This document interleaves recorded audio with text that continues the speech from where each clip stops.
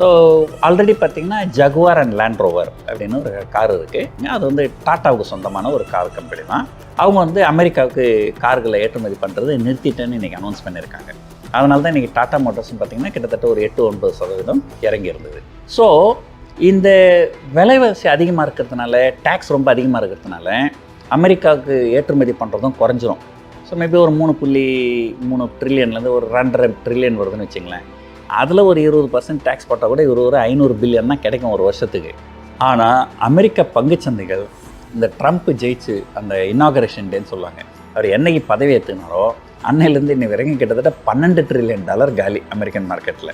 இந்த $12 ட்ரில்லியன் அவருக்கு வேணும்னு சொன்னாலே கிட்டத்தட்ட 25 வருஷம் ஆகும்.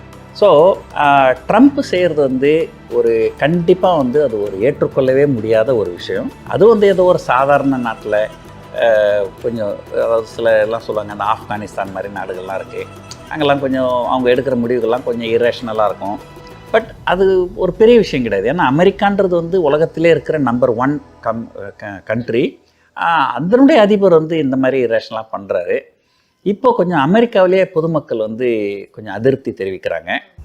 நிறைய போராட்டங்கள் நடைபெறுறது பார்க்க முடியும். கண்டிப்பாக போராட்டங்கள் நடக்கும். அங்கேயே அப்பப்போ பத்திரிகைலாம் கருத்து கணிப்பெல்லாம் எடுப்பாங்க, இந்த பிரசிடென்ட்டினுடைய செயல்பாடுகள் எப்படி இருக்குது அப்படின்ட்டு. அதில் அவருடைய பாப்புலாரிட்டி குறையிறதுக்கு நிறைய வாய்ப்புகள் இருக்குது. பொதுவாக வந்து ஒரு பொருளாதாரத்தில் இன்ஃப்ளேஷன் அதிகமாக இருக்கும்போது வட்டி விகிதங்களை குறைக்க மாட்டாங்க. இன்ஃப்ளேஷன் குறையும் போது தான் வந்து வட்டி விகிதங்களை குறைப்பாங்க. ஒரு பக்கம் இவர் 25% டேக்ஸ் 50% டேக்ஸ்ன்னு இன்ஃப்ளேஷன் அதிகமாகிறதுக்கு உண்டான எல்லா வழியும் செஞ்சுட்டு, இன்னொரு பக்கம் வந்து ஜெரோம் பவலை பார்த்து நீ இன்ட்ரெஸ்ட் ரேட்டை குறை அப்படின்னு சொல்கிறாரு. ஒரு பொருளாதாரம் பற்றிய பெரிய அறிவு இல்லாத அவர் ஒரு தொழிலதிபர், அவ்வளோதான். பொருளாதாரம் பற்றி அவருக்கு பெருசாக தெரிஞ்சிருக்கிறதுக்கு வாய்ப்பு இல்லை. அப்போ இன்னொன்று சொல்லுவாங்க, ஒரு பிரைம் மினிஸ்டராக வரவங்களுக்கு பொருளாதாரம் தெரிஞ்சிருக்கணும்னு அவசியம் கிடையாது. உலகத்தில் இருக்கிற பெரும்பாலான பிரைம் மினிஸ்டர்ஸ்க்கு பொருளாதாரம் பற்றி தெரியாது, நம்முடைய பாரத பிரதமர் உட்பட.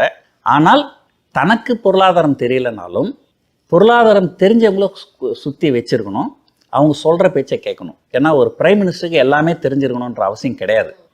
அத்தனை பொருளாதார மேதைகளுமே சொன்னாங்க, ட்ரம்ப்பினுடைய இந்த டேரிஃப் வார் வந்து கண்டிப்பாக வந்து அமெரிக்காவுக்கு பாதகமாக இருக்கும். அமெரிக்காவில் இன்ஃப்ளேஷன் ரொம்ப ஏறும்.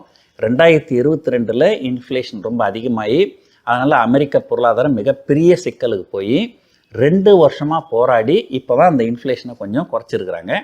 ஸோ இவர் வந்து இப்போ வந்து திரும்ப அதை பற்றி பேசுகிறாரு. ஒரு போரில் வெற்றின்றது யாருக்கும் கிடையாது. அதே போல் தான் இது வந்து வர்த்தக போர். இந்த வர்த்தக போர் வந்து யாருக்குமே நல்லதாக இருக்காது.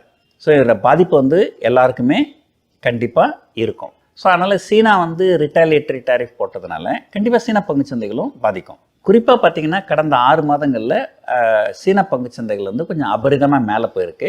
அதில் இருக்கிறவங்களாம் நிறைய லாபத்தில் இருப்பாங்க. ஸோ அதனால் அந்த லாபத்தை வந்து அவங்க புக் பண்ணுறாங்க. ஸோ இது வந்து ஒன்று இருக்கலாம். அதே போல் இவர் வந்து அமெரிக்கன் பிரசிடெண்ட் வந்து நாங்கள் நெகோசியேஷனுக்கு தயார், அதை எப்போ சொல்லணும் இல்லைங்களா? உங்களுக்கு ஒரு பிரச்சனை இருக்கும்போது வாங்க நெகோஷியேட் பண்ணலாம்னு சொல்லணும். அதை விட்டுட்டு நேரடியாக டேக்ஸ் போட்டாச்சு, உங்களுக்கு 50% டேக்ஸ் போட்டாச்சு அப்படின்னு சொல்லிவிட்டு அதுக்கப்புறம் நெகோஷியேட்டுக்கு வேணால், அப்போ நெகோஷியேட் பண்ணுறதுக்கு என்ன இருக்குது? ஸோ நெகோசியேஷன் எப்போ பண்ணணும் இல்லைங்களா? அது நெகோஷியேஷன் பண்ணுறதுக்கு இவர் யூனிலேட்டரில் அனௌன்ஸ் பண்ணதுக்கப்புறம் நெகோஷியேட் பண்ணுறதுக்கு என்ன இருக்குது? ஸோ இதை பற்றி பேசும்போது இந்த பங்குச்சந்தை ரொம்ப அதிகமாக வீழ்ச்சி அடையவே இப்போ அமெரிக்க மக்களும் ரொம்ப வருத்தத்தில் இருக்கிறாங்க. அவங்களே கேள்வி கேட்குறாங்க,